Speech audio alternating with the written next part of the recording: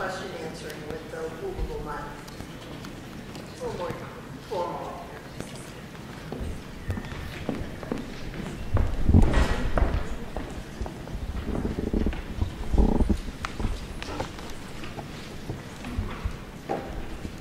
I know that many of you are familiar with me. I've been on the District 135 School Board for the last Gotta come closer. Okay, I'm gonna get really close.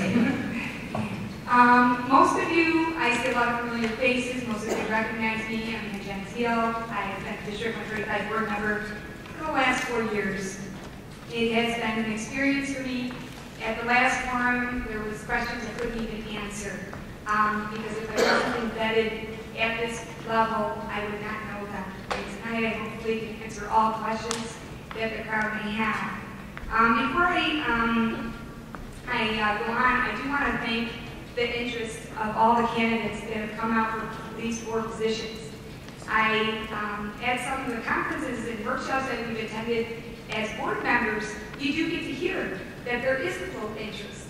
And this is public education, and it needs advocates for the children to become global competitors in our educational and future skills for our world.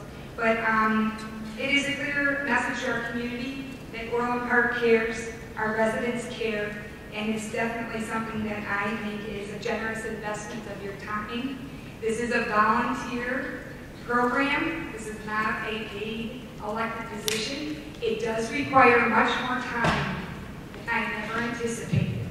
There's many nights with a lot of reading. There's a lot of questions. There's a lot of accuracy that needs to make happen. We have to make happen for the children's sake.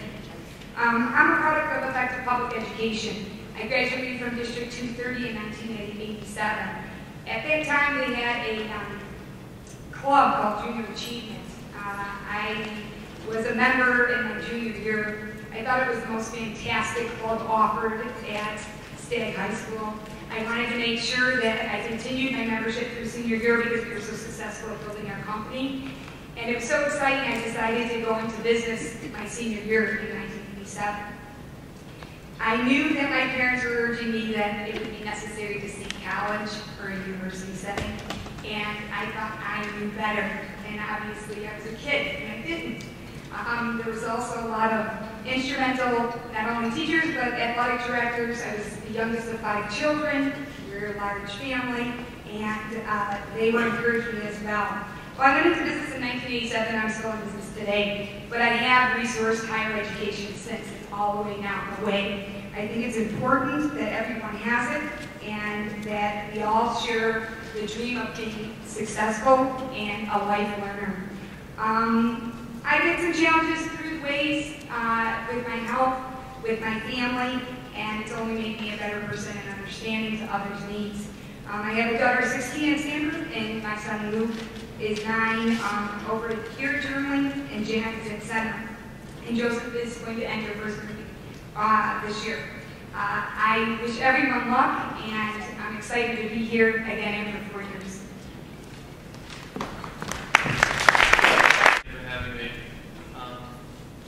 You know, I keep hearing several times throughout the weeks and months leading up to this, and here again tonight, that I'm the unknown secret candidate. So why don't I take a few minutes here and kind of scrap what I was going to say and tell you who I am, I guess. So first, thank you to the League of Women Voters. Thank you to the other candidates here for allowing me to be a part of this and sitting up here with this distinguished group. And most of all, thank you to you, the community. So, I am a small business owner in the community. I moved to Orland in 2007. I grew up in Kentucky. I own a mental health practice in Orland Park. My wife is a pediatrician. I have 3 small children in the area. I hope they're in the area. So they're home with Grandpa right now. My 6-year-old is at Park. I have a 4-year-old that will join her there and riding the bus over to Park. And I have a 2-year-old who turned to a couple weeks ago. And so in my work, I own a practice. I have about 20 people that work for me. We take care of patients in long-term care facilities. Take care of about 3,500 patients, contracting with nursing homes all over the state and in Kentucky. 2 offices here, one in Orland Park, one in Naperville. And spend a lot of time taking care of children and adolescents, along with my wife as a pediatrician. So we're kind of invested in our professional life doing this. And I was telling one of the teachers, I'm sorry I forgot your name already while we were walking in here, I apologize, that in, kind of by human nature, we kind of tend to not get involved in things until it kind of directly affects us, and that's kind of why I'm here now. I'm going to have children in this district for many years to come, and that's why I'm interested and invested now. I want to be part of making that what has made Orland Park School District, when we were moving from the city, the place we chose to come to, continue to be the place people want to stay and choose to come to, the school district. Thank you.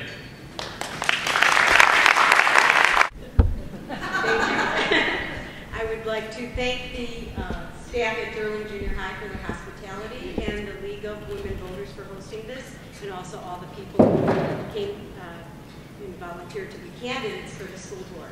I want to tell you a little bit about myself. I am a retiree of Orland School District 135, 30-year resident of Orland Park. My son, who is currently an AP physics teacher, is a product of Orland Park schools. I was an active, involved educator for over 35 years, a member of the PFE and music parents. I have a Bachelor of Science degree in Mathematics and Psychology from the University of Illinois, Chicago, and a Master's in Educational Administration from Northern Illinois University.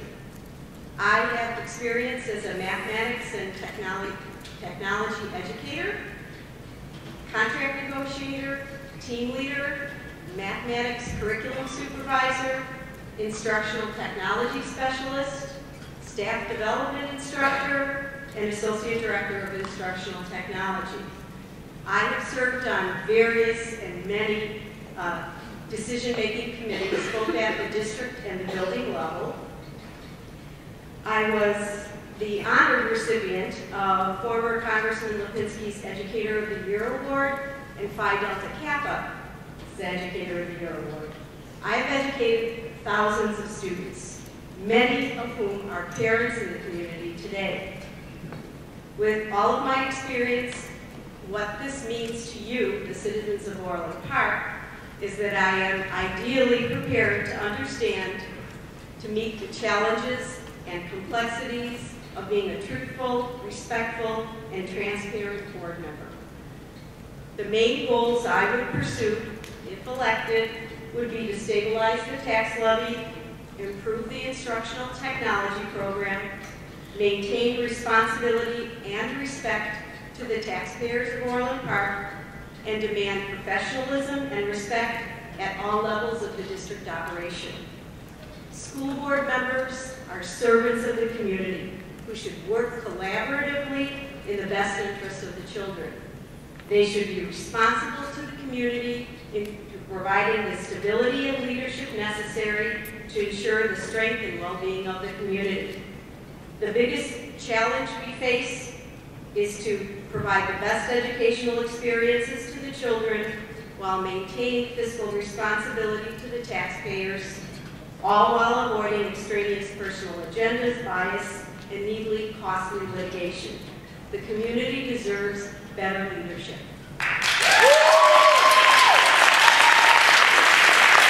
Park since 1976. I live here currently with my wife Jennifer, who's here tonight, and our 2 sons. My wife and I are both graduates of District 135, although I'm too old to become one of Sandy's students. We both graduated from 135, and our sons are both here as well. I've been a very active member of the community for well over 30 years. When I first got back from college, I started volunteering with ESDA, the Emergency Services Disaster Agency. I'm a charter member of the Orland Park Law Enforcement Organization. I'm a member of the Orland Park Lions Club, where I'm past president, past secretary, and I've received a Melvin Jones Fellowship. I'm also past president of the Southwest Bar Association, where I'm an attorney and I've been practicing for approximately 18 years.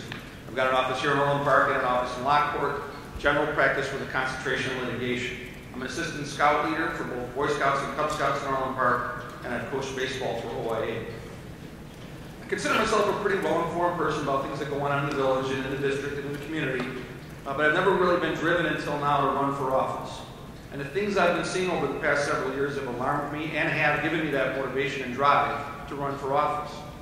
I've seen costly human relations issues with employees, where employees were demoted or forced to resign despite estimates that the litigation over those issues will cost this district hundreds of thousands of dollars. And despite the fact that, in my opinion as an attorney, any attorney giving advice to this board would advise them that the odds of them winning that litigation would be slim. I've seen the district board cancel an intergovernmental agreement with the village of Orland Park to maintain the 11 ball fields that are on district property. The village was covering the cost of that maintenance, was covering the labor for installing any repairs or replacements that are needed at those parks, and was even covering half the cost of those replacements or repairs. Gone. That existed for over 20 years, and they canceled it in the last term.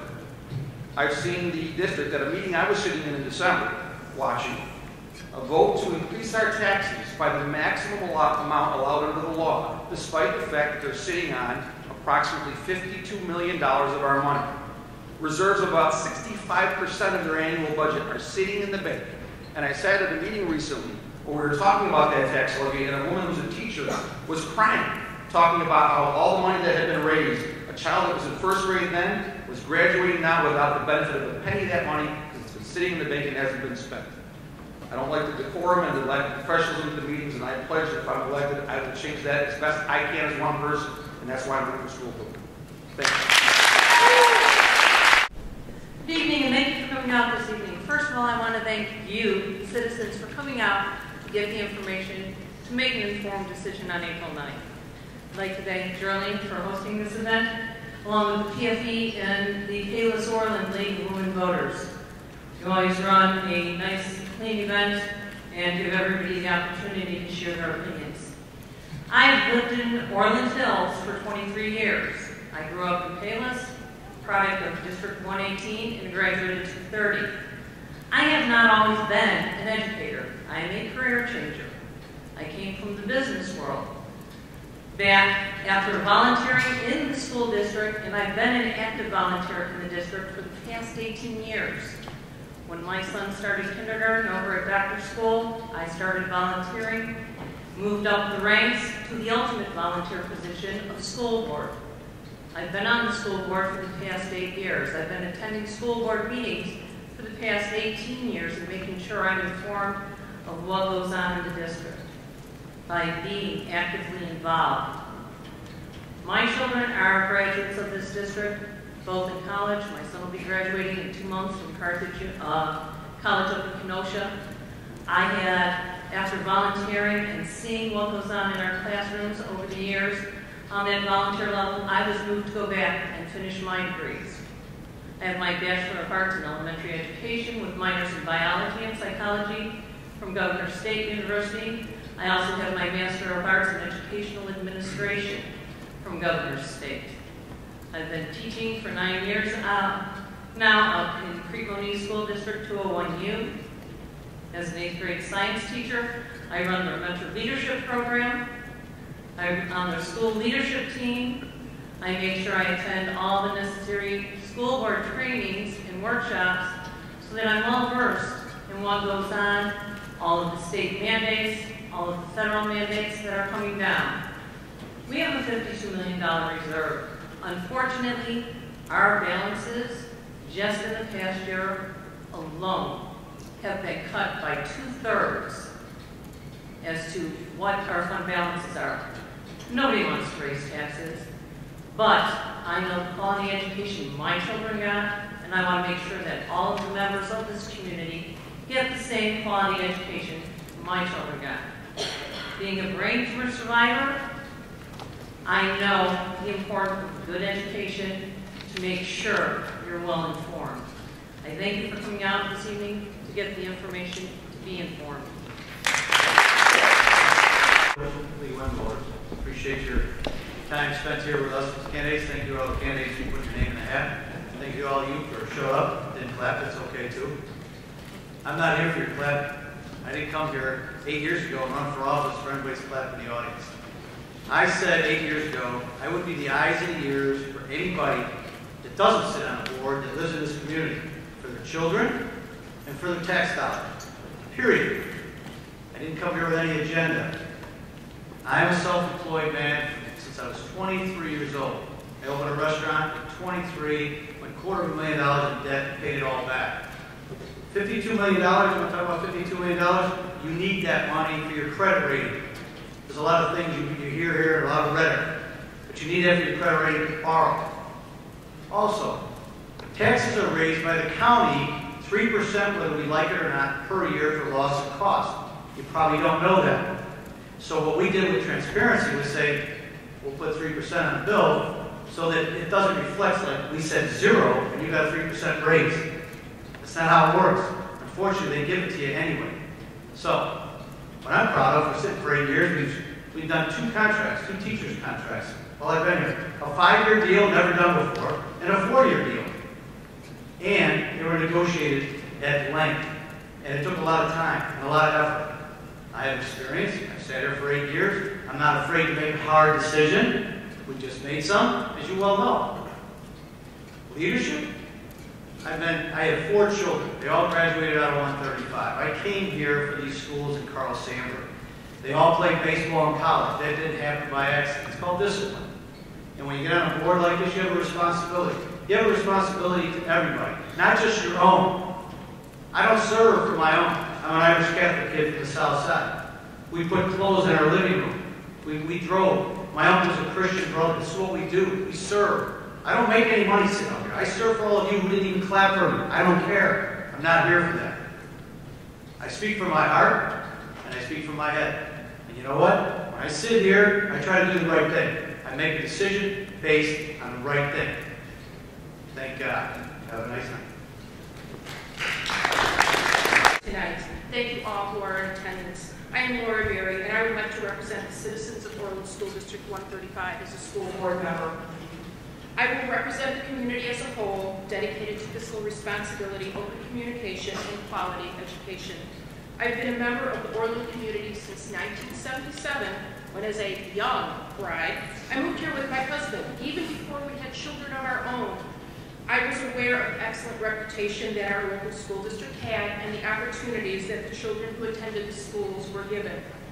The majority of my career has been in the district, from the science teacher at Orland Junior High School to the director of curriculum and instruction.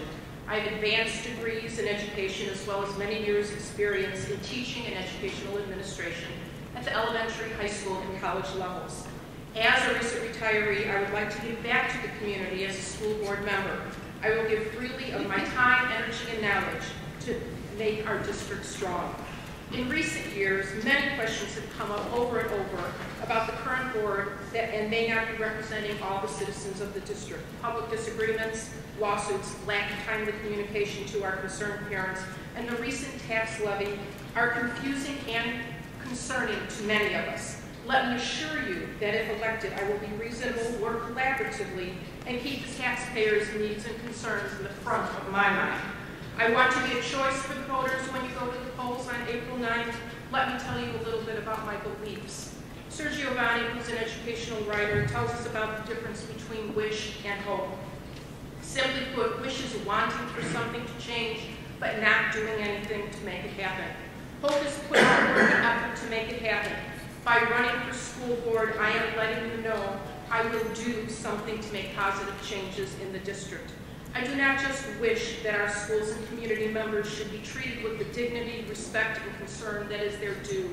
I hope to be elected to actively pursue that goal.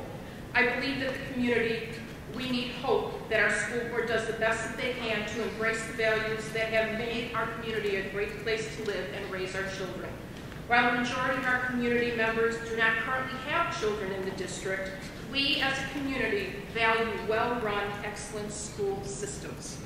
I will work toward a school board that believes in fiscal responsibility, and that means spending what is needed to provide for the students without additional burden to the tax-paying community. This means the wise use of the fund balance, good fiscal planning for the long-range plan of the fund balance, and a practical technology plan and an honest look at the district budget.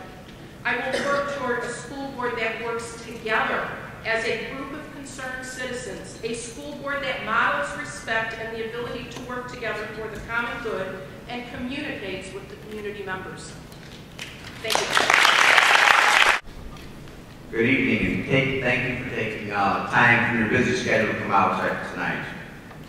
One of the first things I'd like to say is that I want to run as a candidate for 135 school board, and I have no hidden agenda. And if elected and you see a hidden agenda, I would please ask for my resignation immediately, because that is not what I stand for. I have 4 sons that are members and students in School District 135. My wife is an educator, a speech pad, who spends part of her week working in a room that specializes in autism. She is my special ed guru. I've dealt with many special needs children that are dear to my heart. I spent 34 years as an educator. During that time, I served on many committees that were curricular, that worked on adopting district standards with the state standards, that dealt with textbook adoptions, and I was an innovator with the beginning of RTI in our district, so I understand that very well. Yes, to those naysayers that look at presidents of teachers' unions as nothing but shills, I'm not one. Anybody that knows me knows I speak my own mind for my own sake. I was able to, in my 10 years as union president, negotiate 3 successful collective bargaining agreements before win-win ever was about. Those bargaining agreements were in 3 weeks. We knew what we were talking about. We came with realistic goals. Also during that time, I got to meet many great board members that had many great characteristics, which I hope to serve with and model for the District 135. Unfortunately, I also met many poor board members during that time. Not many, just a few. And those characteristics that I came in contact with were bad for the district and dealt the district terrible blows. There are 4 main issues that I wish to address during my time if I'm elected to the board. I'd like to return the board to one of professionalism. Everybody has a common cause. Everybody has a choice to speak. All 7 members have an equal part of that Board of Education. Our technology in the district needs an aggressive technology plan that is going to be funded, or should be funded, and will be funded by part of the $52 million surplus that now exists. We need to reduce the maximum tax levy that was given if there's no need for one. And I'd like to reinstate the intergovernmental agreement.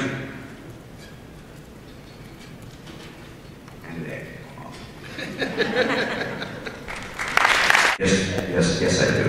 Okay, yes, Mike. Yes, I do. Yes. Yes.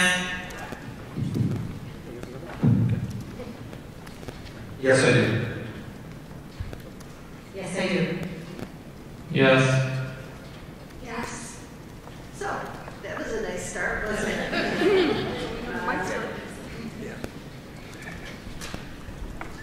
We had several questions about technology, implication being that some people think the district is behind in their technology program. Lovely question. The state is telling us that we need to be looking toward one-to-one technology plans for our students within 5 years. With the coming of the Common Core, we know that the new assessments will need that technology. Currently, our school district is significantly behind in the technology that we offer to our students so that they can learn in the manner of the 21st century. We've been behind on our bandwidth, we've been behind on our capacity to allow students to use technology on a daily basis, and we've held our teachers back from using the technology that is available with some of their textbooks and is free to them online to any educator. We really need to push toward being in the 21st century so our children can be prepared for careers in college after they leave us. Pass it on to Mr. Cunningham, if you will. Certainly. 2 years ago, Laura wanted to pass a $1.6 million spending on books. So we said no. It was during the recession. Actually, it was 3.5 years ago. And, you know, during the recession, we were trying to save money. Everybody's going through hard times. And yet, it came to us for $1.6 million in new books. In fact, we are going to the 21st century. And if we would have bought smart boards like everybody around us that are not using them, okay, that wouldn't have been a smart technology decision. We do have a technology plan, and we move when we need it, and we spend accordingly. Don't forget your test scores here are the highest around. They're 93, 94. Technology is needed. We will use it, and the iPad is obviously the way to go. And they use that interactive with the boards now. So that will come down the pipe. But everything has a cost, and therefore, we have to keep a line. One of the first bases of technology is the base to support the computers.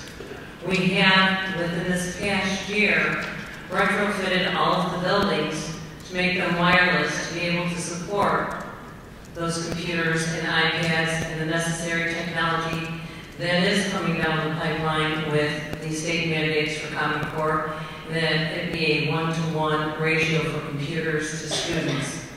But you need the foundation first.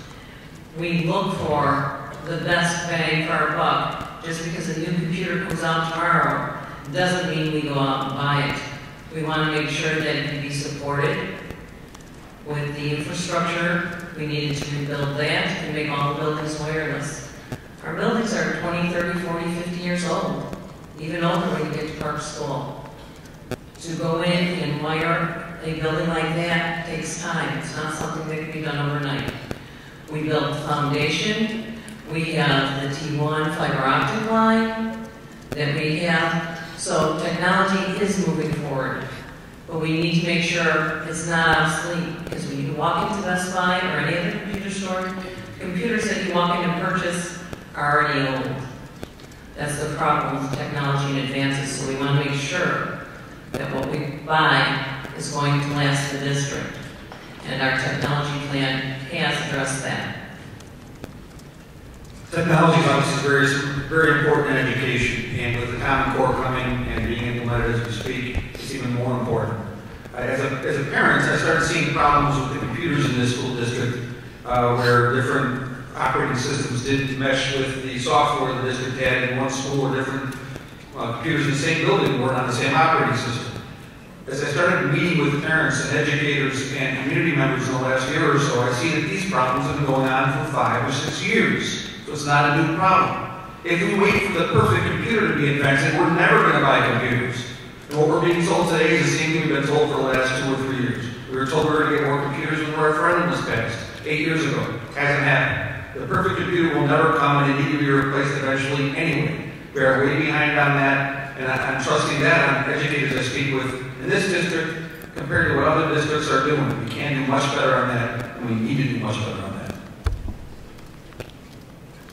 I believe the original question was where do we plan to be in a year and then in 5 years? What is your vision? My This vision. year, up down the road to 5 years. Down the road. First of all, I understand the correction of progress. However, this is not new to this district as far as having software that's incompatible with the operating systems that are currently in effect in the school district, and we need to increase that or fix that problem first. I kind of agree with Mike where if we keep waiting for the best computer to come out, everyone knows that within a month or two, there's going to be another one that'll supersede those expectations anyway. So I think we need to look at where Common Core standards are leaning towards, which is we're going to need to have some type of device in every student's lap within a certain time period because they're going to have to be tested. Right now, the computer lab in every single school is blocked out for testing twice a year for 5 weeks, 3 to 5 weeks, depending upon the school. That's technology that is unavailable for the rest of the students in the school district. That's wrong. That needs to be corrected. We need to also upgrade whatever operating systems we have to, and buy software and compatible technology that advances our students so that they are ready for the 21st century. My vision is to get the question answered and not be out there as one of you guys asking the exact same question 1 year from now, which seems to be what comes up over and over and over and over again. What is going to happen with technology? And there will be another school board election in town 4 years from now, and you're going to get the exact same question to the candidates, what's your vision for technology? And you get the same answer again. So my vision is, let's have a plan and come to some consensus and execute. That's what we should be doing. I don't know that it's iPads, I don't know that it's a Microsoft product, but why don't we get the right people in the room and come up with a plan and get an answer? Is that not a simple consensus plan to the problem? That's my vision. Well, our technology, and one thing that I'm proud of, in 2011, we had the largest technology upgrade in District 135 history, which is a start. Because you can buy all the product that you want, but if you don't have the infrastructure that will support that system, those systems, then you don't have things that are working. Also, you need sustainability of the system. You need training for staff. All of those things cost money. The fiscal responsibility behind that plan, I have to say I've heard great things all the way down the road. All things are part of my vision. But the thing is we have financial funding challenges that have never been part of our financial fiscal plan, where how are we going to fund computers when we're trying to fund transportation? There's been cuts. The pension is stalled right now, and legislators don't want to come to a consensus how to settle it, and it's costing Illinois $17 million a day. I'm thinking our state payments are not going to be on time. Again, like always, or if they even arrive. So my vision can be only complete with the dollars that can back up a technology plan. I don't want to put a system in only 2 classrooms. I want to put a system in all classrooms. And I want them all to have a teacher that is willing and trained to work with them on those systems. Because you know what we'll get is the call. Oh, and we're not doing that in my kid's classroom. We're not doing that in 3rd grade. So we have our lowest interest income. We have increases in PTAB refunds. We have losses of grant opportunities. These are all financial considerations before you start to develop that plan. District 135 has a plan. We have 4 times the bandwidth. Infrastructure changes that are tremendous. Projectors in every classroom and a phone system that now saves us $75,000 a year so that we can't have systems. That's part of my vision. Thank you. I worked in a district that the infrastructure was being put in 8 years ago. We were never known as a progressive district, but District 135 always was. So this is one area where District 135 wasn't the leader, obviously. In reaction to the smart boards and Promethean boards that are used in other districts, I just got off the phone today with the tech people in districts and I said, how many of your smart boards and Prometheans are broken? They said none or all are being used. The one thing about smart boards and Promethean boards and being a teacher, you have to engage the entire class.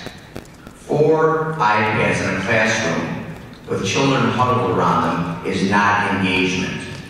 Have you ever seen your child with a piece of technology and how easily they conquer that? Can you imagine our children having the ability to use that technology? And what great things? Are we stymieing our children? These children are sponges. The money is there. And the reason we're not able to get, we cannot get the grants because of the surplus that we have. People that offer the grants look at us and say, hey, you got $52 million. You don't need the money. So-and-so would better use it. So our technology is behind, and as a father of a 5th grader that has not been able to utilize it for 6 years, I'm appalled. And I have 3 younger kids coming up, and my vision is that there will be technology in the district, and that will be utilized by all children, and then you'll see exactly what our children are capable of. Until that time, until that day, we will not know the limitations, and you know that they're very high. Maybe questioning some hiring, maybe summer hires or something, I don't know. Do you have a nepotism policy, or for those who are not members of the board currently, should you? And we will start with Mr. Carroll.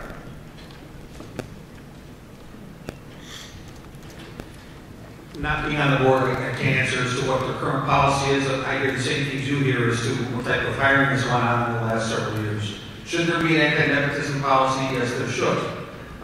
Every candidate for a position should have an equal chance to get that position, and it should be based on their qualifications. It shouldn't be based on who their brother is, who their spouse is, or who they grew up with. So there should be an anti-nepotism policy. It should be communicated, and hiring should be done fairly and transparent. Again, I hate having to hear all the rumors about hiring and firing and why it's done and under what agenda or personal relationship the scenario developed. But there should be a policy, it should be strictly enforced, it should be transparent to all of us. Thank you. Coming this way, Ms. Kulak. To my knowledge, there currently is no nepotism policy written by the school board.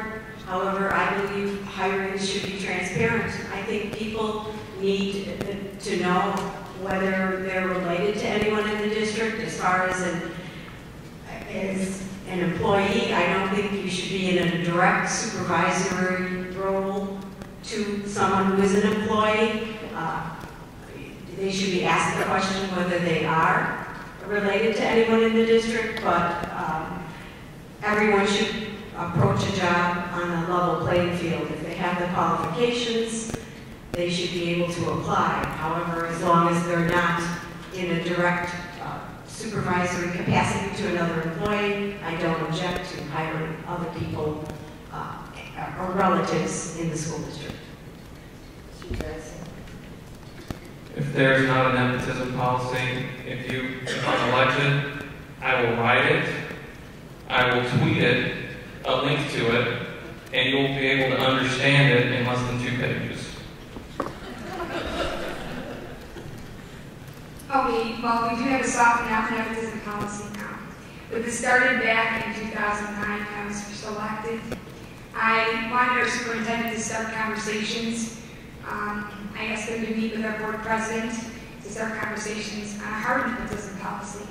And why I did that was because I looked at the summer extended school year hiring list, and I noticed that the employees were all related to someone in the district. I thought that was unfair, because that's our most sensitive population. The kids that need us most, the ones that regress over summer, that it is in their IEP, a legal document that binds them to have qualified people with them. Well, our board, we had a motion in front of us. The superintendent and president put it forth to the board, and it was a vote of 6-1. I wanted it, and no one else did. Well, from there, we ended up with a specific situation where an administrator decided to manipulate the hiring process and decided that we were not going to post this job to our communities so that anybody could apply for this job. And without the knowledge of the board, of changing the process that we typically had. And she decided that a person that was related to her was the best qualified person from the few candidates that were from in our district only. So, obviously, that is a hot topic, but I will not take the right away from people in this community to apply for a job. From the last 4 years, the phone calls that I've had are about that topic. I can't get a job. I can't get an interview. I can't apply. Well, I think everybody should have a fair shot, and it shouldn't be all internal. And we had then passed after this specific situation, the soft policy. Everyone should be skilled for that position that we are hiring for. Thank you. Thank you. Then down to Ms. Bragg. You never know which way I'm going. That's okay, we'll follow. We do have a nepotism policy in place. We do ask on all of our applications who you know or who you are related to in the district. So it is taken very seriously. And that question has been asked throughout the years, as long as I've been sitting on the board. We did finally get the policy put in place. We do follow it. And that question is now asked of all candidates so that we know who is related to whom in the district when they're applying for a position. Mr. Cunningham, we'll just go all the way straight down. Well, as Mary and Ann have already stated, we do have a nepotism policy. And for 8 years I've been sitting here, they've been talking about it and trying to put one together, former board members before her and I. And it's a very difficult situation. I've been on record, even when I was the president, I will tell you that I remember when Mayor Daley, way back in the day, if I can't help my own, what good am I? So, what I always say is that if they're qualified, the pool should be open, period, to everybody and anybody who wants to apply. And if somebody lives in Orland Park, I always feel they should have the right to, first shot. But they have to be qualified. If they're qualified, so be it. I don't have any problem with that. The relative thing, some companies, they don't allow a relative to work for them. I don't know how that works. Maybe Dr. over there can help us with that situation, writing a 2-page nepotism policy. But, kids have been raised here, they've gone to school at 135 and they can't get a job here. Why is that?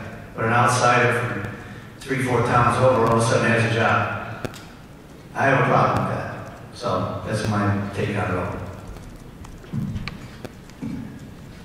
As stated earlier, there is a soft nepotism policy in the district that was implemented a couple of years ago. Applicants are asked to state what their relationship is. It doesn't say anything about friends or neighbors, but it does talk about family relationships. The difficult thing with jobs in the district is that it is a great place to work. It really, really is. And I was so fortunate to be able to have most of my career here. When we have 1,000 or 2,000 applicants for each job, it's extremely difficult to willow down the applicants for it. So right now I think the policy is good the way it is, but certainly we need to make sure that there isn't undue pressure to hire people because they know somebody. I talked about hidden agendas at the very beginning when I spoke to you. And we know that's a volunteer position, but I've seen through the years, not necessarily on this Board of Education, but other boards, where even though it's a volunteer position, people have run for those board positions because of nepotism. Initially, when they get on the boards, they do not hire family members, but eventually, the longer they're on the board, the longer they get their relatives in. It's hard to tell people that with our economic situation the way it is. Especially when they see family members being hired over and over again for different positions. So yes, I strongly believe there should be a hard nepotism policy. even these tough economic times, because that would take away a little bit of that hidden agenda that I think we have to look at very carefully at times.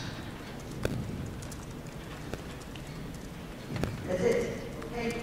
The next question is a little bit more complicated. It's interesting that I go first. I like that. Because 8 years ago, there was one. Everybody gets a turn. Oh yeah, I know. 8 years ago when I ran, that's what I ran for. I said, where's the money going? How's it going? And is it getting down to the classroom? I have a brother who teaches at Amundsen High School in Chicago. I have a sister who teaches special ed at Washington High School in the city. I want you to visit their classrooms and hear their stories. They don't have any money. The teachers bring the money to the classroom to take and get things done. So 8 years ago, that's one of the reasons I said, well, where's the money going? What are we doing with it?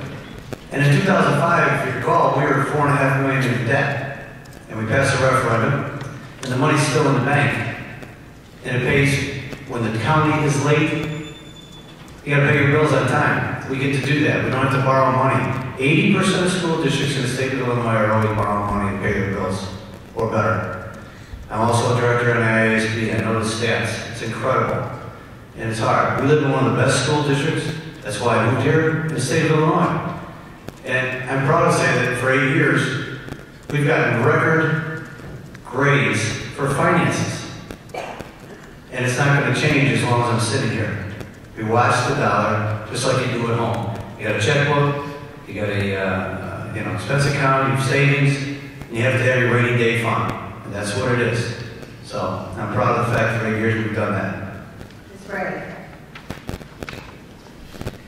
As being or having an educational administration degree, you have to take classes in educational finance, which I have gone through and passed with A's.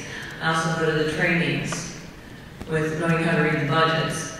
In my prior career, I took care of being managers in different aspects of the private sector with reading profit and loss statements, scheduling, payroll. So knowing and understanding the budget, and specifically school budgets, are one of the things I'm well versed in with having that background.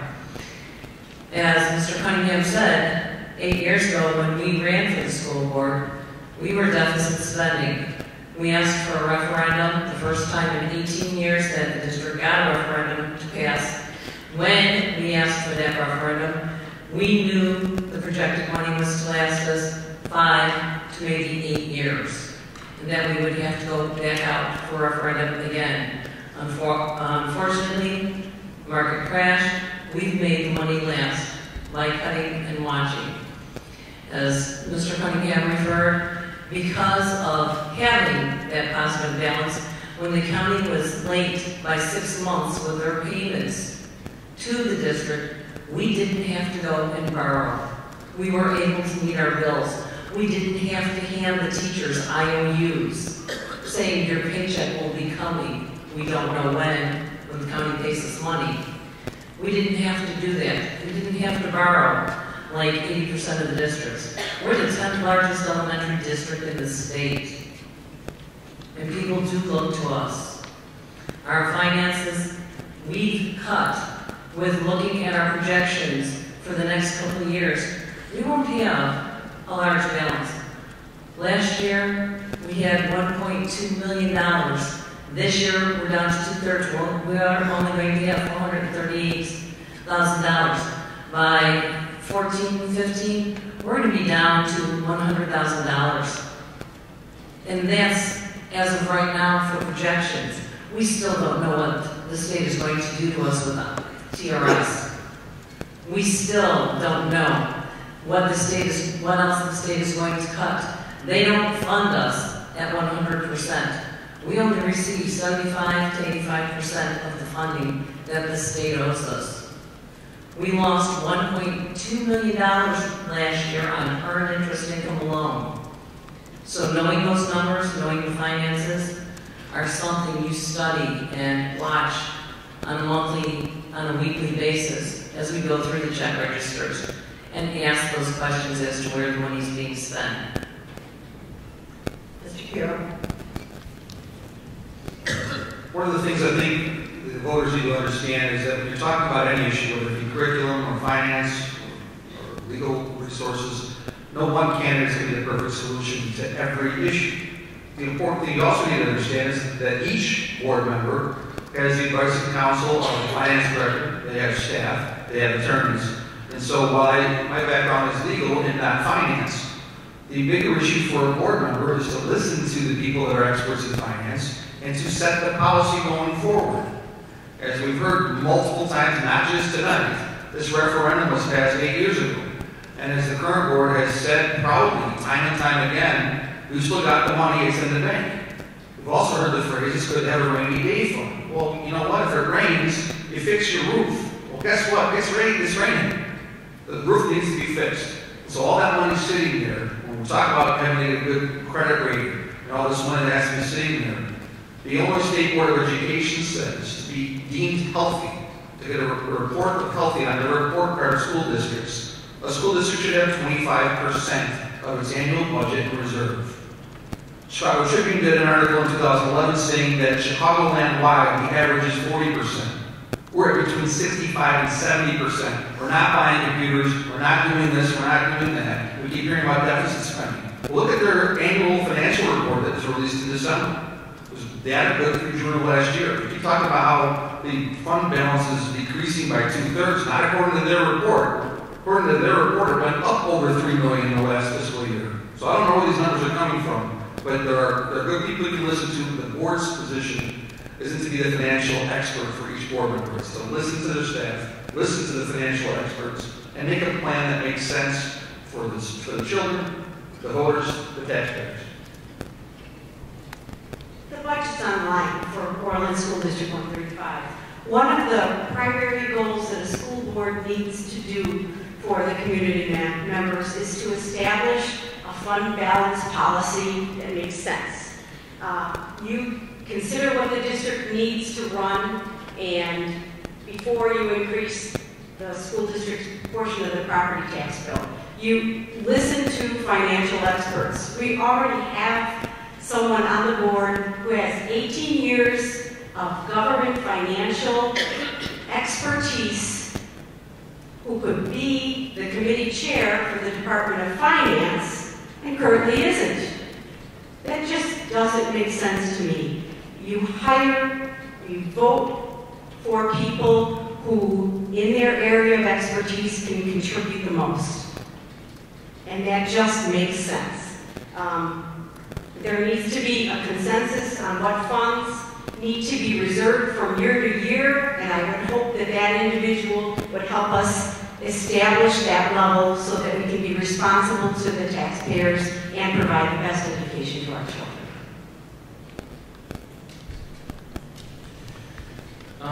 You know, when it comes to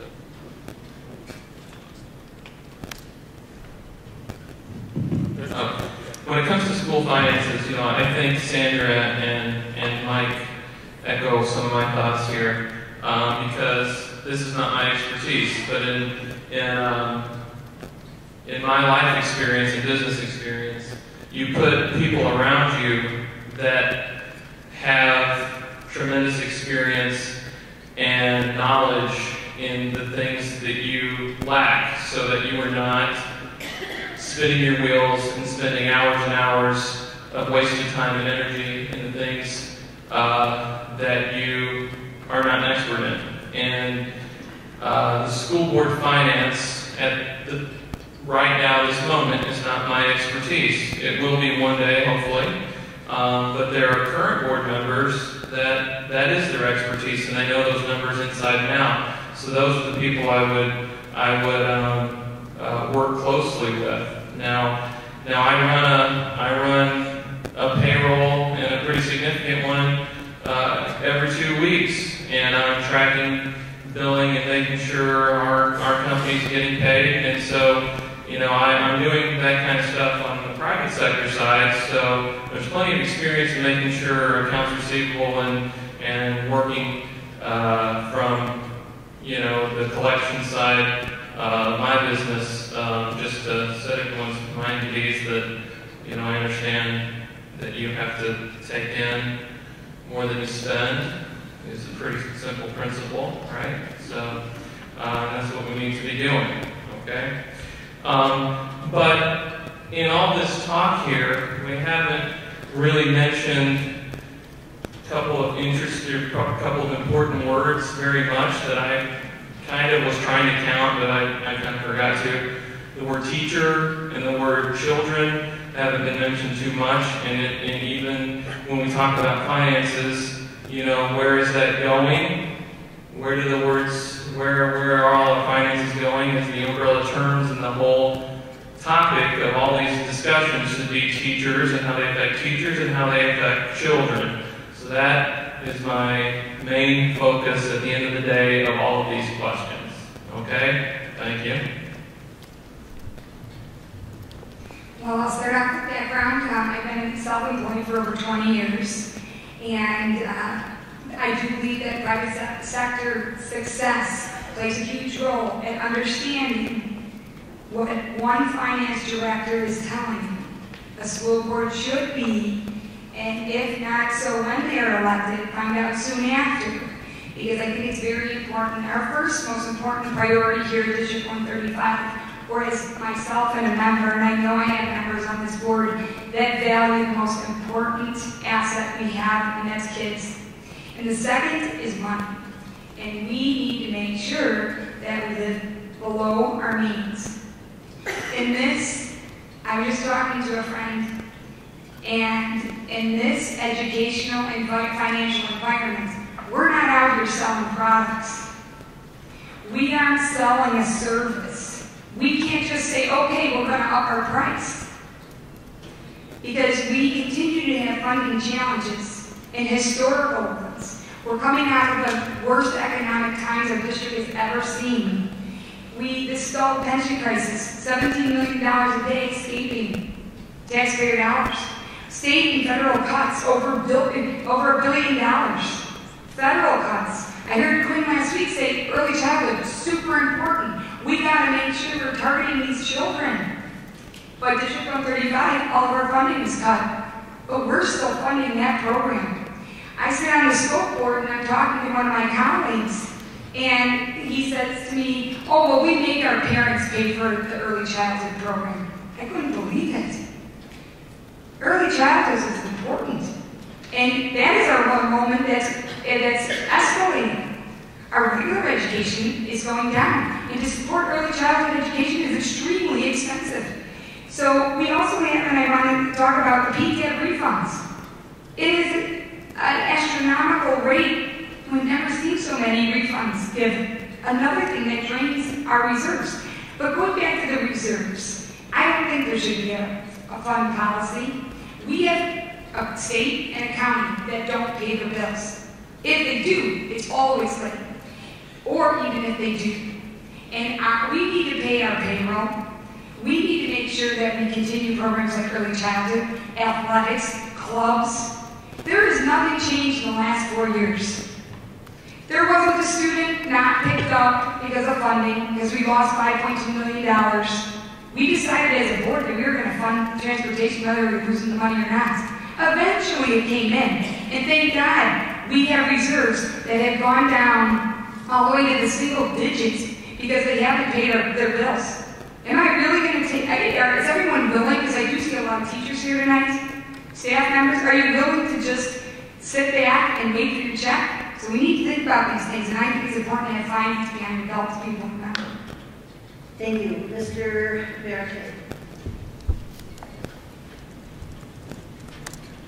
Well, if you put your faith in the people in Springfield, hold on. Since 1980, we've been trying to get the people in Springfield to shift the amount of money that school district gets away from property taxes and come up with some other creative ways.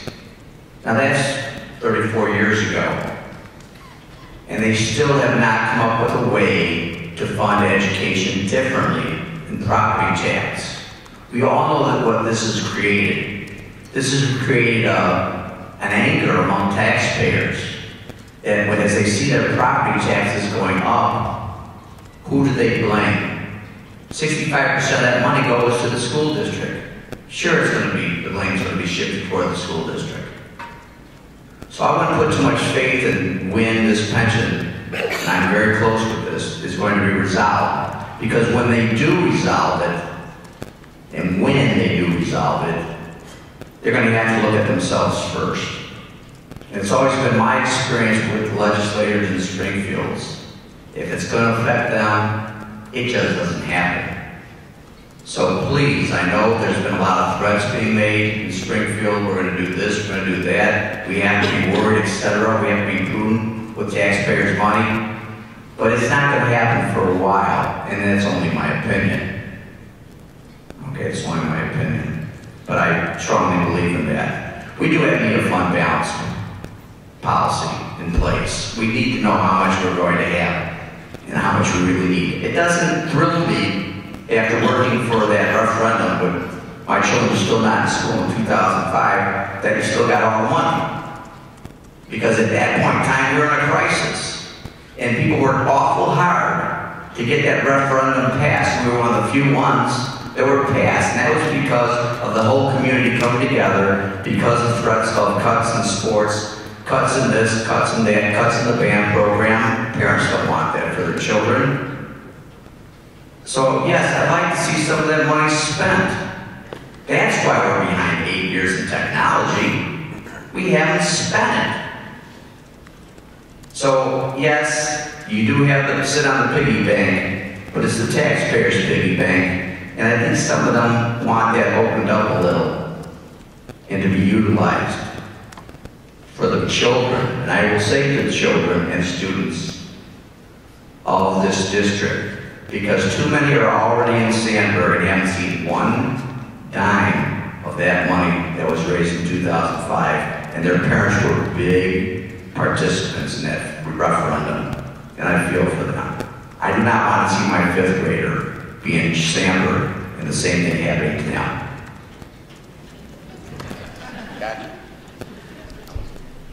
Educationally, I've had numerous courses in school finance. Professionally, I've been entrusted to multi-million-dollar budgets, both district funds and federal funds. I'm very aware of the importance of a fund balance. Do not ever think that I don't think fund balance, both personally and professionally, is extremely important. However, I think we should have a reasonable view of our fund balance. If I say that I have $1,000 in the bank and my children don't have warm clothes to wear or food to eat, do I really have $1,000 in the bank? When, as Tom was nice enough to point out, I asked for $1.6 million in books and technology for our children and was denied. And by the way, that means the technology related, not just the paper books. Is that the right use of our funds? We need to be fiscally responsible. We need to be able to pay our short-term and long-term bills. We need to be in agreement for what the money is used for.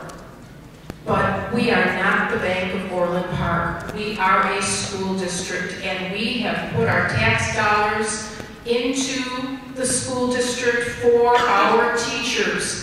The students are not getting the benefits of the taxes that we so dearly pay, and I am offended by that.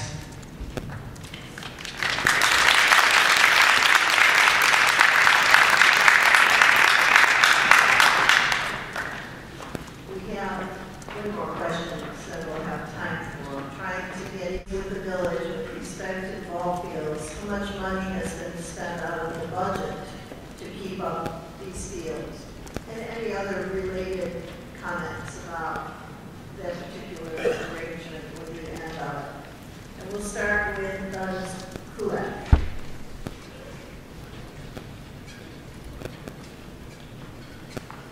As far as the intergovernmental agreement, that was a vital part of Orland Park. The Orland Park schools belong to all the community members of Orland Park, not just the ones that have children in the school. And severing that relationship with the village was probably one of the worst ideas I've ever heard of. We need to open up the buildings to all the community members, not just not just those that have children. By sharing the resources with the village, we're able to also share the expenses. We can probably cut dramatically. I don't know the exact cost on what it costs, but it was told to me that to maintain the average ball field, it's $25,000 to $30,000 a year, and the village was paying for that at one point. We can cut our operating expenses by reinstating the intergovernmental agreement with the Village of Orland Park, and we can find other cost-cutting, innovative ways to instruct our children in a financially responsible manner. That would just be the start of many things that we would need to do. Thank you. Mr. Jaisingh. The reason for this dissolution of relationship, frankly, I have no clue about. What I'd be interested in knowing is what is the dynamic between the school district and the village for this relationship being dissolved. So if there's a dynamic there that is causing some adversity, so why these two groups are not working well together would be interesting. Maybe that's just because of my professional interest, perhaps, but I would think that these two entities should be working better together moving forward, even without this relationship in place. Now, it's my hunch, and maybe others here that are more in the know about the true numbers are going to throw out the stats, and we'll find out what the true numbers are. I'm hoping that the relationship is dissolved because the district is able to manage things more efficiently on their own and save money. So let's find out.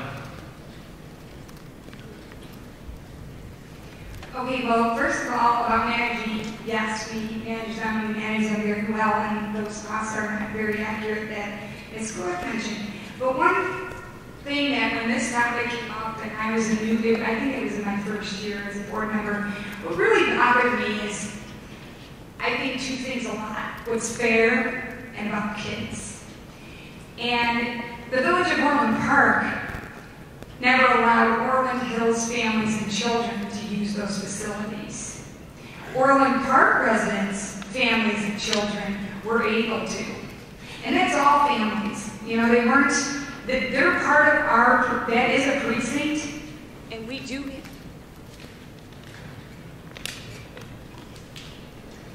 there we go, we're back. And we do have many children and families in that sector. So that was one.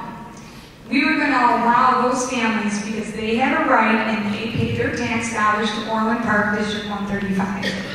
Another thing is when I asked for details, 95% of school districts in the state of Illinois take care of their own fields.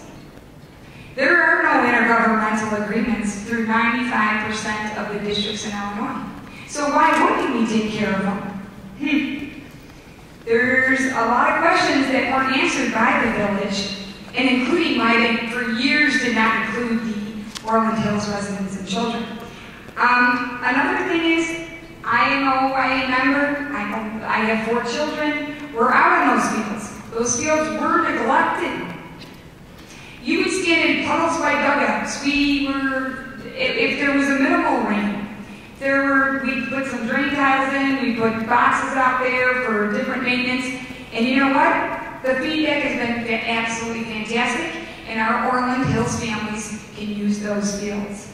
So I feel and believe that 95% of the school districts in the state of Illinois feel the same way. Mr. Maratea.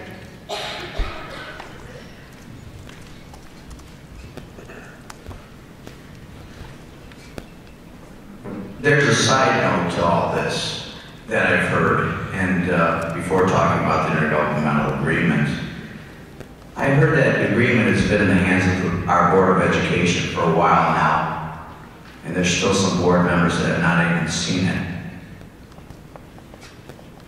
It goes back to what I was talking about. There are 7 board members. Each one deserves equal opportunity to all things that they're presented with, but this is not happening. It's embarrassing to talk to a person on the Board of Education about the intergovernmental agreement that was broken when they aren't aware that once is now being presented by the village. I talked to the president of OIA, which is a large user of all of our facilities. It's where a lot of our kids are able to go to recreational programs and play. They need an enormous amount of fields to do that. They need the inside of our school buildings to run some of their programs also. And our senior citizens also need more facilities to conduct some of their business. Now, the president of OIA told me this: I want to go back to the way it was. I have served as a coach, an assistant coach. I've been on Center's Field, and we were lucky during our practices on Center's Field that somebody did not break an arm. There were holes, rocks, whatever. It was not a playable field to put 6-year-old kids on. So most places have park districts. Most cities have park districts, etc. And the park districts take care of the recreation. We have a recreation department that we're already paying taxes to. It should be them that take care of these fields because the taxes are already there. When my children were growing up here, there was the intergovernmental agreement with Orland Park. Children from Orland Hills, unincorporated Orland Park, Orland proper, were on the fields all together on a fine, well-maintained field, very fair, very nice. We were able to use the buildings for our scouting events, for the other things that were needed. To be told that there is no additional expense to the district to maintain these fields is kind of counterintuitive. There's expense just to keep my lawn.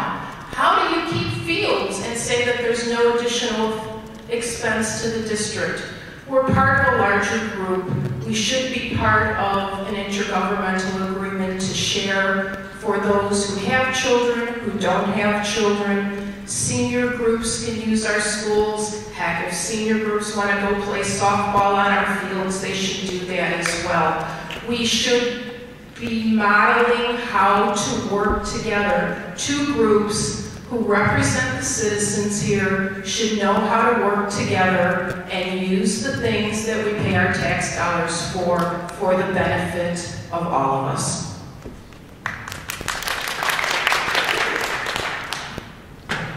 Great topic. You know, I've been here 27 years. I had 4 kids play baseball in college, 3, I'm sorry, and played a lot on the fields. How would you like to be double taxed? How would you like to be a kid from Orland Hills or unincorporated Orland all these years at 135, but because Orland Park controlled the buildings and the fields, you had to pay an extra fee? No, we're not talking about that, are we? And how many years did it go on? When we took back control of the fields, they don't pay that fee. All children of 135 get to use the fields of 135, whether Orland Hills or unincorporated Orland Park, not just Orland Park. That's what's called fair. So, let's speak the truth. Dennis Sosek was the superintendent. He did his homework. He came to us with a recommendation. That's what you do as a board. He said, school districts don't give up their fields and their buildings to other villages, period, anywhere near here. And we went with his recommendation and we took control back of them. We already have a crew. He's standing right there, one of them. They cut the grass. They do all this already. It was not an extra fee. You can talk all you want up here. Show me the money. Show me the difference. There isn't any. In the fields, I don't hear any complaints. I don't hear that at all. So I don't know where that's coming from. You know, so let's get the truth out. That's all I care about. If there's a problem with the field, we should know about it. But I haven't heard that. I haven't heard anybody from Hawaii talk to us about that. So here's the deal. There's the truth, and then there's the spin. And one thing I'm not going to do is sit up here and spin. So the fields are taken care of, and if there's a problem, they should come to a board member if they're not getting an answer. Bottom line, but I haven't gotten a call. 708-369-7625.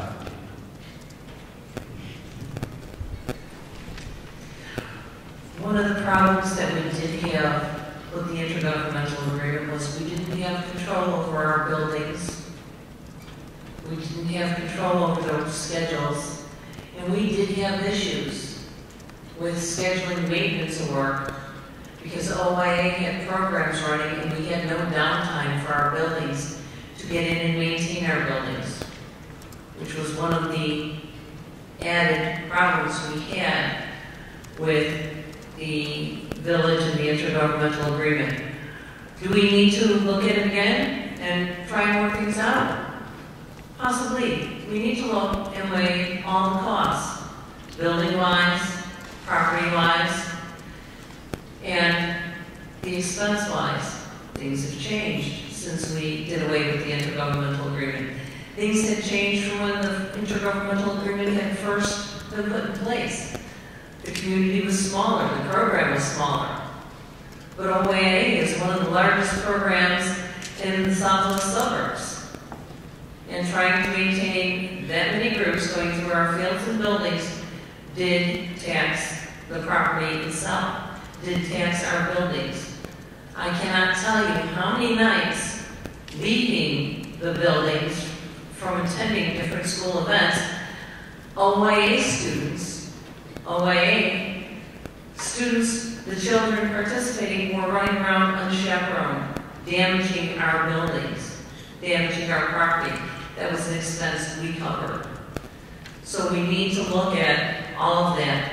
I'm not saying it was a good thing, I'm not saying it was a bad thing, but it needs to be readjusted. I do know there has been a new proposal submitted. Maybe we need to revisit it. Well, my head is straight. This is not a big dollar amount issue, but it is a crystal clear example of how this board has been making decisions that just don't make sense. Here are the facts. The facts are Orland and those kids could have used the facility, but as I think Tom and Barry pointed out, there was a cost to them.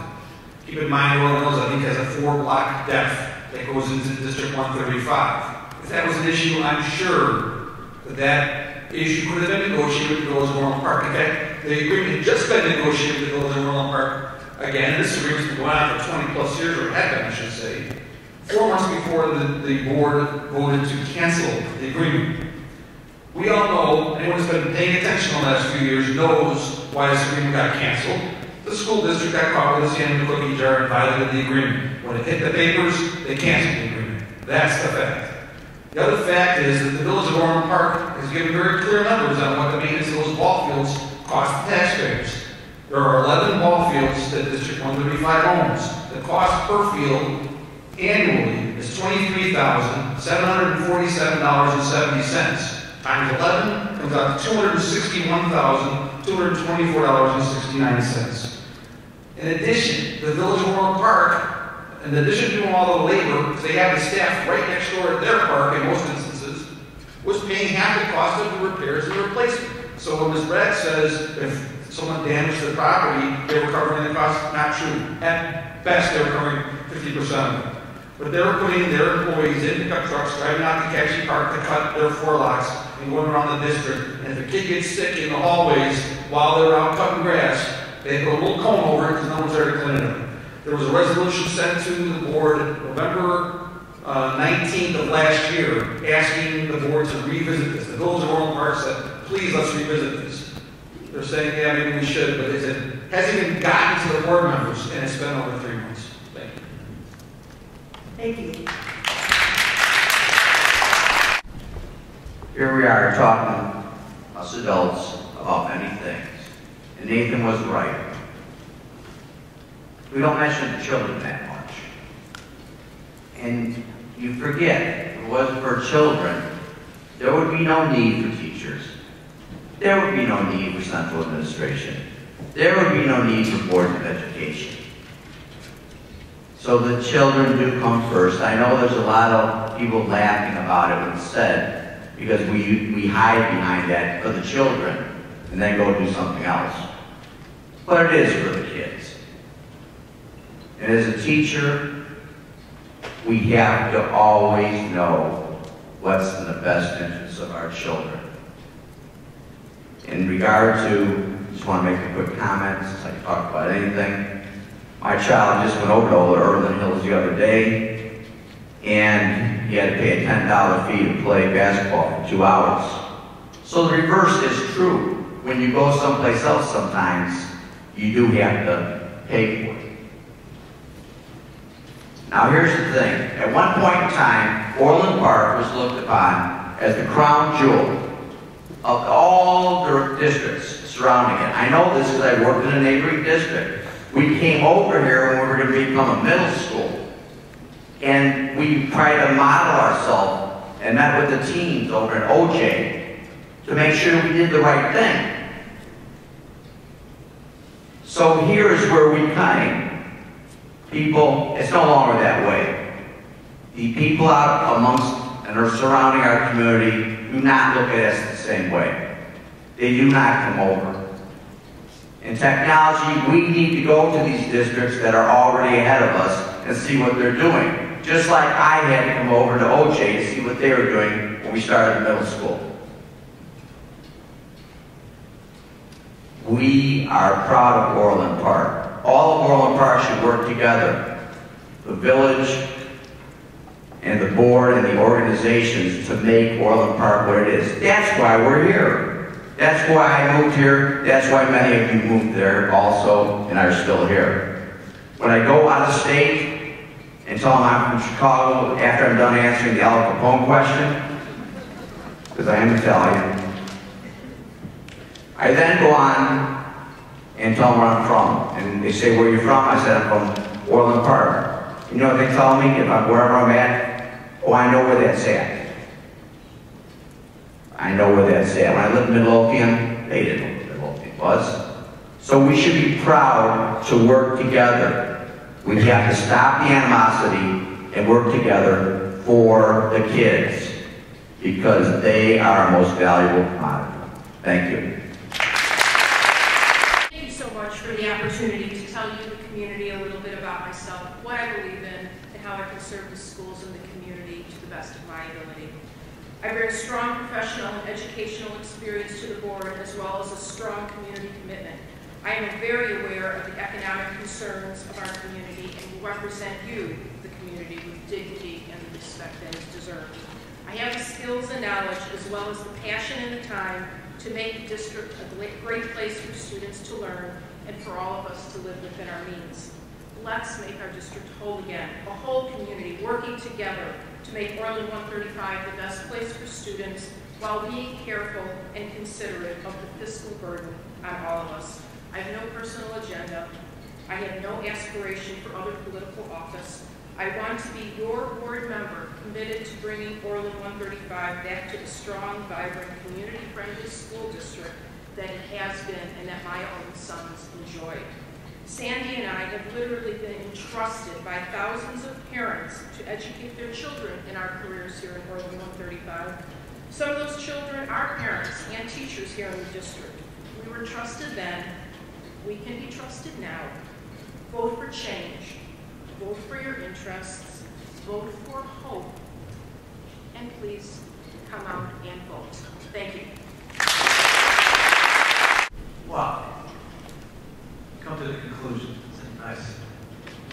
Again, 27 years. Sitting here in this room, serving the public as much as I can, and that's what it's all about. I negotiate for a living. As you sit on a board, there's 7 minds. It means there's 7 people trying to make a decision. And as the state senator told me, it's amazing anything gets done in Springfield. Think about it. How many senators are there in the room trying to make a decision? And who's going to win? Only 7 of us, okay, are making that decision. And it's very difficult. But when we sit in those rooms and spend the hours and the time trying to make the decision best for children, because I was one that mentioned up here right out of the gate, it's about kids. I sat in this gym one day, and it was a basketball game my daughter was playing in. And the 7th grade basketball coach was way out of line. And I stood up and said, sit down, and stop yelling at that girl. He was fired within about 2 years because he was out of line on other things. I stand up for every child who goes to these schools, every child who lives in this community. I also stand up for the taxpayers who live here. Because I think you guys should be taking affront to these comments because they're saying how bad it is. And yet, I think 135 is still the greatest on the south side. Period. And that's a testament to all of you. I graduated 4 out of here. I don't have a child here. I never came on the agenda. I didn't even know anything about school finance or all that until I got on the board. I started doing my homework. And yes, I do my homework before we go to meetings. Some people have accused me that I don't do that. Well, they're wrong. I like coming prepared. I take it very serious. You know what? This is a service and it's a trust in the community, in the members of the community. They trust in you, you get voted. But when you get voted on a board, you don't represent you and yourself and the people who voted you. Now you represent the whole. So, when I get elected again, I will represent the whole, including all of you, okay? Because most of you work for the Board of Education here, I'm sure, and that's fine. I don't have a problem with it. I have 2 educators in my family. My daughter's named after 2 educators who were my great aunts, Erin Marie Cunningham. I'm proud of it. I was hoping she'd become a teacher, to be honest with you. Didn't happen. My 3 older children are in sales. They got educated here. They've done very well. I'm proud of them. I'm proud of what I've done for 8 years on this board. Serving. You know, you talk about the money and this violation of an agreement. We never violated any agreement. I will be very clear on that. 135 didn't violate anything. We do our homework here. We make sure we're trying to do the right thing for all. Not for me, not for Ann, not for anybody that's sitting on the board currently, Mary Bragg, or anyone else. I don't get along with everybody all the time. So, good luck to all. Let's have a good time on April 9th. Educating yourself about myself and the other candidates, you have some tough decisions to make on April 9th. Please choose wisely because it does impact our children and in the long run, our property values. This isn't Orland Park District 135, it is Orland District 135. It covers Orland Park, unincorporated Orland Township, and more than 4 blocks of Orland Hills. There's over 200 families from Orland Hills that come to this district. So please make sure all of that is taken into consideration. We're here for the kids, to educate them, to make them the best citizens they can be. We ran for the referendum 8 years ago. Do we have money left? Yes, because we planned accordingly. We knew the cuts that were coming. We know we've already given back over $7.5 million in PTABs. We know there are over 10 cases that are still pending in the courts, and those are just the current ones.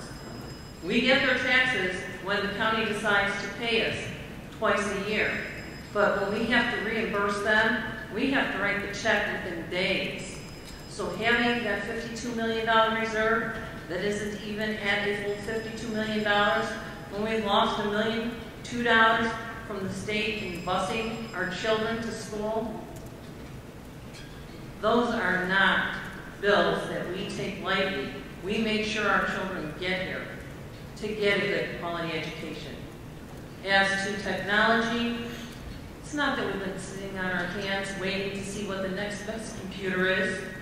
We've been waiting for the current upgrades.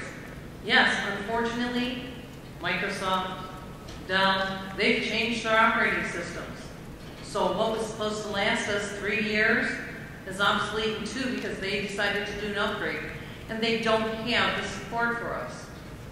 But we didn't want to go out and buy new systems that were going to be out of date next year and cost even more money to replace them. We wanted to make sure that programs that we buy, operating systems that we buy, are going to last and be supported to make sure we have the best technology for all of our families. I want to thank you again for coming out tonight to get educated on candidates and the issues facing the upcoming board. Thank you. Refreshing that you're all coming out to listen to us speak tonight, because if you follow the last 3 municipal elections, the April elections here in Orland, only 17 to 21% of the voters have come out. So the fact that you're here taking time out of your schedule to learn the issues, to hear what we think about them, is crucial. We really appreciate it. Real quickly, I do want to talk a little bit more about fund balance policy, because we keep saying that phrase and maybe you don't know what it is. Fund balance policy means that the school board gets together, because they are the policy makers of the district, and they decide what percentage do we want to have our money sitting at. How much do we want to have in reserve? What is that number? The Village of Orland Park, I think theirs is at 20. They don't let their reserves go below 20% of their operating budget. I'm not here today as an expert telling you what that number should be, but there should be a discussion, there should be a policy. The National Advisory Council on State and Local Budgeting and the Government Finance Officers Associations recommend that all governmental units have a fund balance policy and that it be communicated openly to the public. We heard Mrs. Gentile tonight say she doesn't think we should have one. Why? Well, because several of her colleagues on the board have said multiple times on the record they want to see the fund balance reserves go up. A couple of them have been quoted as saying they want to see it go to 100% or 150%. What they're telling you is they think they are better stewards of your money than you are. That they should be holding on to all your tax dollars. Mr. Cunningham tonight said, we raised the referendum 8 years ago, we still got the money, it's still in the bank. Yet he says he ran on the policy of where's the money and what are we doing with it? We know what they're doing with it. They're putting it in their bank. It should be in our bank, or it should be spent on all the issues that need to be improved. Technology, professional development for our staff, and having this district be, like Mr. Maratea said earlier, the shining star for all the remaining area districts. The intergovernmental agreement from Orland Park, again, is just one example of how this board has consistently misstepped and done things that just don't make sense. The village has their trucks out there, their mowers out there, the crew that knows how to maintain fields there every single day, oftentimes cutting right up to the property line where the school district is. And yet, we're not letting them maintain the fields for us, or letting them use the gymnasiums at night when they're not being used by the schools. It doesn't make sense. The lawsuits that have been going on over the last few years, demoting employees for no reason, they just got hired and promoted to new positions. When the union tells you you do it, we're going to sue you, and the lawyers tell you you do it, it's going to cost you $100,000 to defend, and you're going to lose, do it anyway. It doesn't make sense. What we just saw Monday night hasn't played out yet, but what I saw, it doesn't make sense. And then, above and beyond everything else, the professionalism, or I should say, lack thereof that we've seen in board meetings, with board members calling each other names and yelling and screaming at each other, interrupting each other. You don't see that in any other area of governmental body. It shouldn't happen. And if you allow some change to occur on this board, it won't happen. So again, I will pair with some of my colleagues have said here, please come out on April 9th. Please vote. Thank you for taking the time to look at the issues. Tell your friends and neighbors, April 9th, please vote.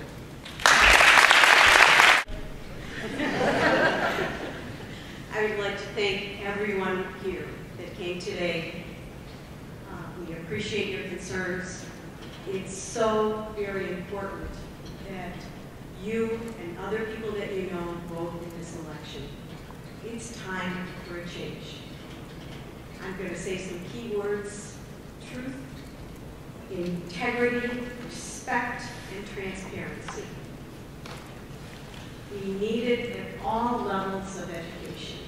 We expect parents and teachers and administrators to be role models for our children. Board members need to exhibit that themselves. I present myself as a candidate. I'm retired. I have lots of time on my hands, and I am willing to volunteer my time, my talents, my expertise to ensure that the children of Orland Park get the best advantages that they possibly could get, and I will serve to the best of my ability. Thank you. Candidates who I respect greatly, and I still, just thank them. I'm in awe that I'm here with them as the inexperienced secret candidate, and most importantly, the community members who've taken the time to come out from busy schedules, work, children, family, all that to come out and be informed. So I have a very quick last ending message. And I'll just start it by just saying, with a quick quote, some of you will understand where this comes from. For those whom much is given, much will be expected. I was born in a third world country. My parents left with $12, and for me, where I am now, much has been given. So this is something I feel very passionately about doing. And I made a little diagram here that you won't be able to see, but while all this has been going on. And at the top is the word communication. In the middle is a circle with the word the board, okay? And then I have teachers, children, community across that's connected, and then parents. And the board is connected to all of these. And I'll just leave with one promise. You know, if I'm on this board, I will promise to only be a one-term board member if, and this may be pie in the sky, if at some point during that time, if it ever changes for me, that any of those people, teachers, children, community, or parents, are ever answering to me instead of me answering to them. Thank you. Okay, I just want to clear up a few things first. Our fund balances are no greater than any other governmental entities here in Orland Park. But we obviously have heard a few other things tonight. Again, our previous resources, and the most important, are kids and money. Kids always come first. Their safety and education. What's good for kids? 8% of districts are deficit spending, and we're not. District 135's debt will be zero in 2015. 4 years under budget and making the most of our educational dollars to provide the best possible resources for kids at a safe place. What's not good for kids? I agree. Frivolous lawsuits. We've heard that many times. And the union continues to file them. In the particular case where the secretary was demoted, the arbitrator sided in the board's favor. That's one of her peers. When Mike Carroll objected to Tom Cunningham's petitions for this election, he has the right to. We had to hire an attorney as District 135. We had to hire a court reporter, and we had to spend staff time. And he has the right to do that, and I'm not about to take a constitutional right away from anyone to file a lawsuit or objections to our rights. Again, I want to say programming, transportation, athletics, homework lab, and many more things like all these banners around here. I want them to continue. If these other districts that are deficit spending, we're not, and we'll continue not to be. And why? Because there is a plan. And it's solid, and it's been here, and it's here to stay. If you elect me, I want to thank the League of Women Voters and the Parents for Education for this opportunity for our community to hear these things. I wish all the candidates success in their quest to become a board member and volunteer such precious time from their own lives. 5 reasons to elect me. I'm transparent. All the way through and through. I have neither supported nor have any connection to special interest groups like unions. I am focused on fiscal responsibility, and I will continue to be. I am resourceful, and I will continue to seek funding sources other than higher taxes. I promise to always keep this district's vision in the forefront of my mind, along with the missions and goals.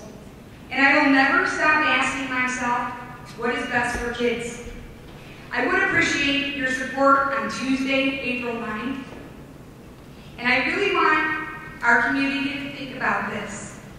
Nothing has changed but gains in this district in the last 4 years. And that will continue by electing people that care about kids. Their education needs to continue at the highest quality point. And we'll make it happen. Thank you.